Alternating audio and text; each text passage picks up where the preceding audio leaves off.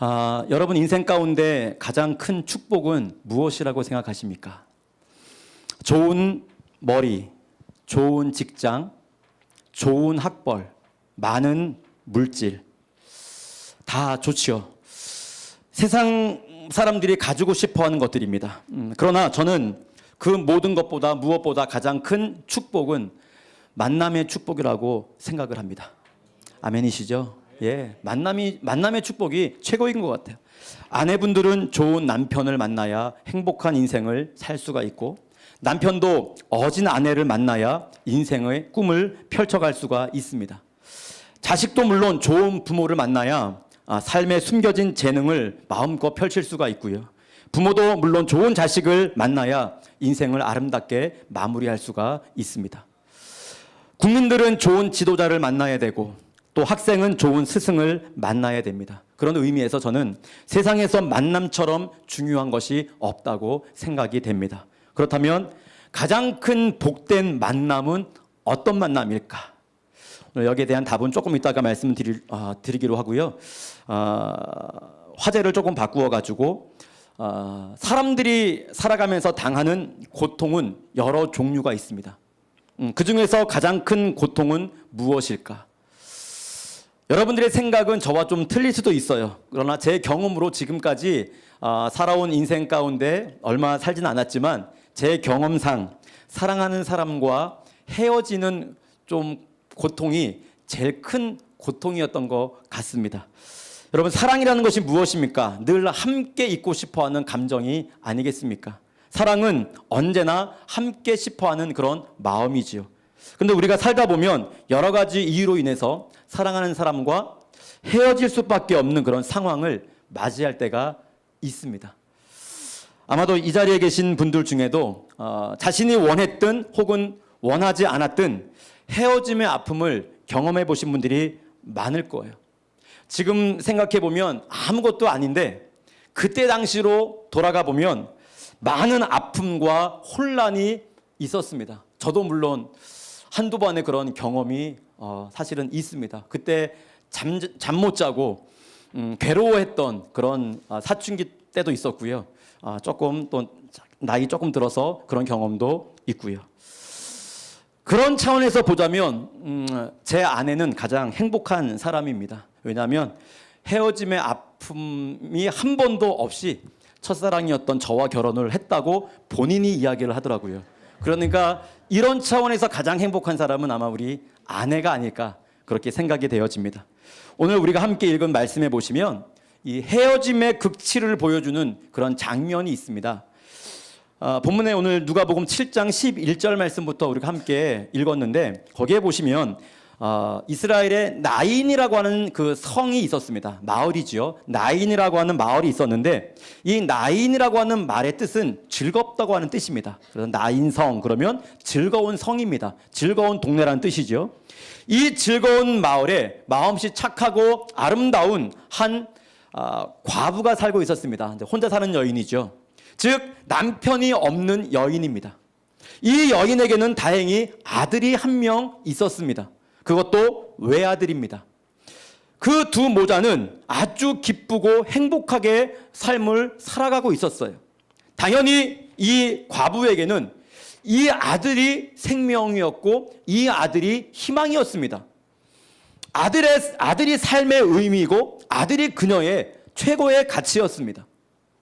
이 아들이 자신의 미래였어요. 그래서 애지중지 최선을 다해서 이 아들을 양육했습니다. 모든 사랑을 다 쏟아부었어요. 힘들고 어렵게 일하는 모든 목적이 그 아들 때문이었습니다. 그런데 이게 웬일입니까? 그런 아들이 아프기 시작합니다. 그러더니 결국 이 아들이 덧없이 그만 죽고 말았어요. 이 믿겨지지 않는 사실, 이 분노, 아니다 이것은 거짓이다. 나한테 일어난 일이 아닐 거다. 수십 번 수백 번 되뇌이지만 현실은 자신의 생명과도 같았던 그 아들이 죽었다는 것입니다. 이 기가 막히고 답답한 현실 앞에 동네 사람들이 몰려들기 시작했습니다.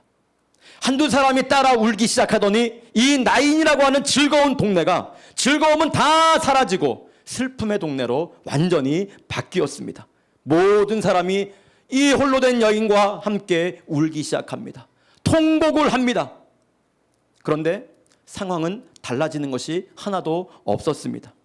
결국 나인성의 사람들은 장례를 준비하고 죽은 아들의 이 상여를 메고 이제 할 수 없이 무덤을 향하여 집을 나섰습니다. 마을의 모든 사람들이 죽은 아들의 행렬을 따라갑니다. 절망의 행렬입니다. 패배의 행렬이고 이별의 행렬이며 죽음의 행렬입니다. 그 뒤를 온 동네 사람들이 따르면서 그 홀로 된 여인과 함께 울면서 이제 집을 나섰습니다.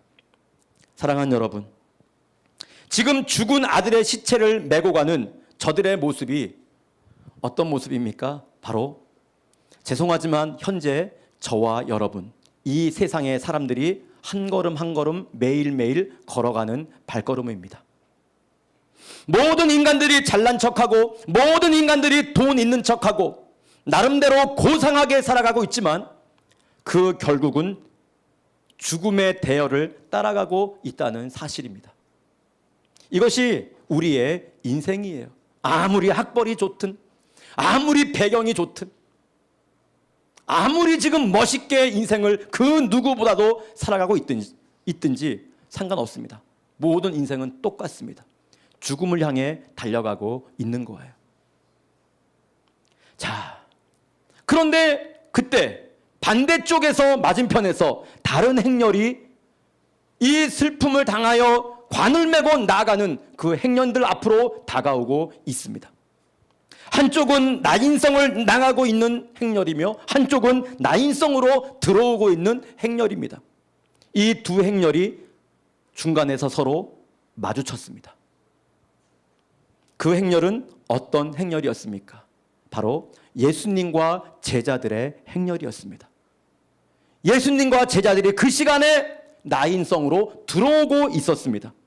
죽음의 행렬과 생명의 행렬이 마주친 겁니다. 슬픔의 행렬과 기쁨의 행렬이 마주친 겁니다. 그때 주님께서 그 상황을 아시고 그 여인을 보시면서 오늘 본문에 보니까 불쌍히 여기셨다 그랬습니다. 그 여인을 보고 불쌍히 여기셨다. 얼마나 불쌍했겠습니까? 얼마나 많은 통곡을 했겠습니까? 눈이 퉁퉁 부었을 것입니다. 그때 그 여인을 향하여 예수님께서 뭐라고 말씀하셨어요? 울지 말아라. 할렐루야. 울지 말아라. 사랑하는 여러분, 오늘 무슨 일을 당했던지 울지 마십시오. 슬퍼하지 마십시오. 운다고 해결되지 않습니다.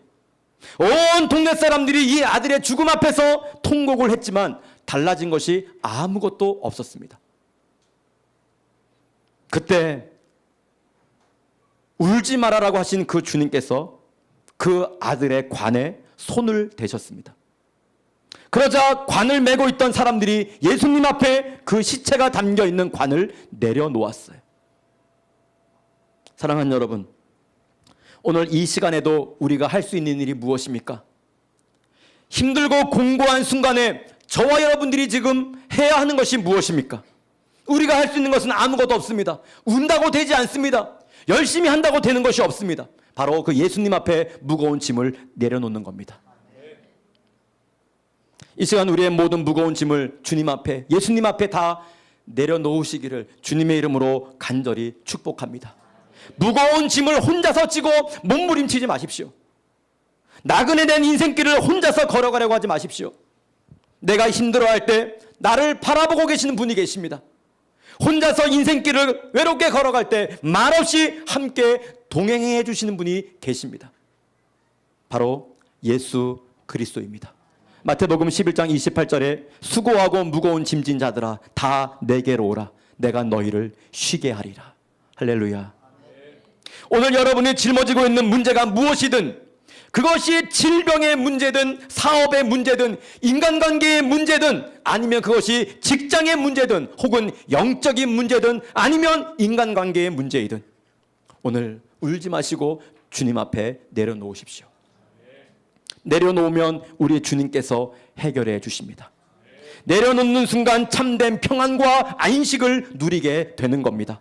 내려놓는 순간 내가 내려놓기를 정말 잘했다고 스스로를 칭찬하실 겁니다. 주님께서 뚜벅뚜벅 걸어가시더니 그 죽음의 관이에 능력의 손을 얹으셨습니다. 그리고 말씀하십니다. 죽은 자를 향하여 청년아 내가 내게 말하노니 일어나라. 그때 이상한 일이 일어났습니다. 다시는 만날 수 없을 것 같았던 그 죽은 아들이 그 시로 관뚜껑을 열고 일어난 것입니다.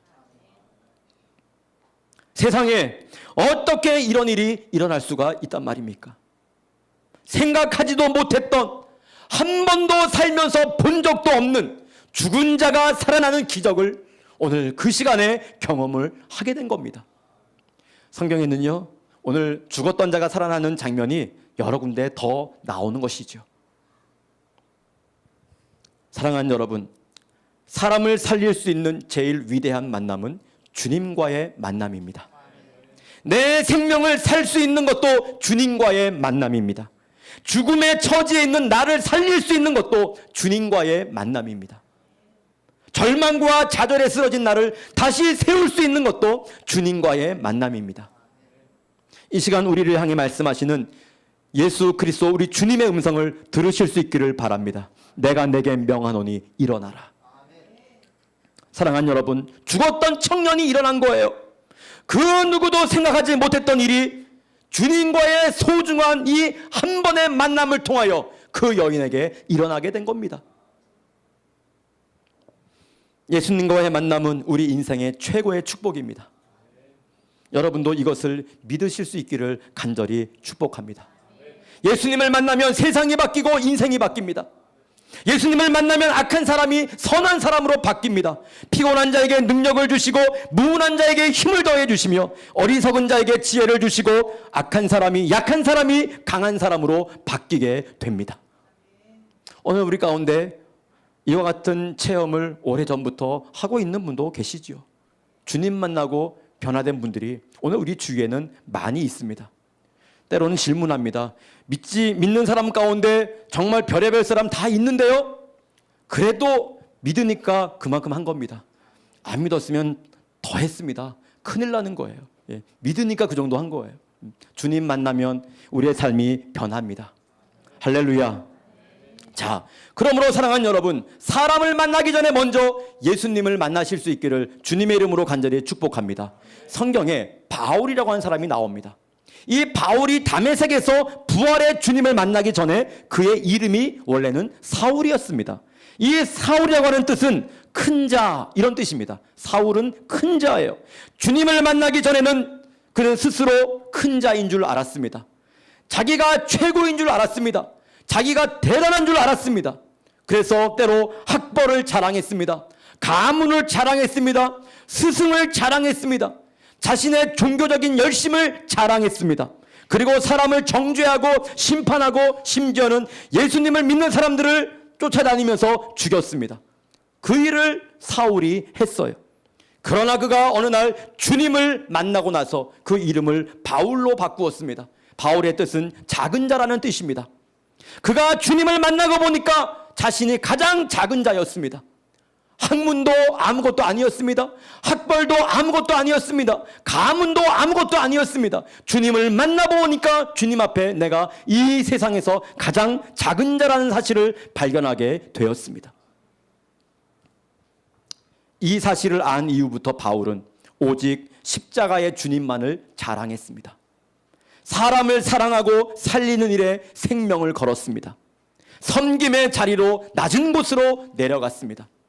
언제나 겸손한 삶을 살았습니다. 그리고 하는 말이 마지막에 나의 나된 것은 하나님의 은혜라. 놀라운 고백을 하였습니다. 사랑하는 여러분, 예수 그리스도를 만나십시오. 예수님을 만나면 인생이 바뀝니다. 예수님을 만나면 오늘 우리의 가치관이 바뀝니다. 삶의 목적이 바뀌는 거예요. 절망적인 인생이 소망적인 인생으로 바뀌는 것입니다.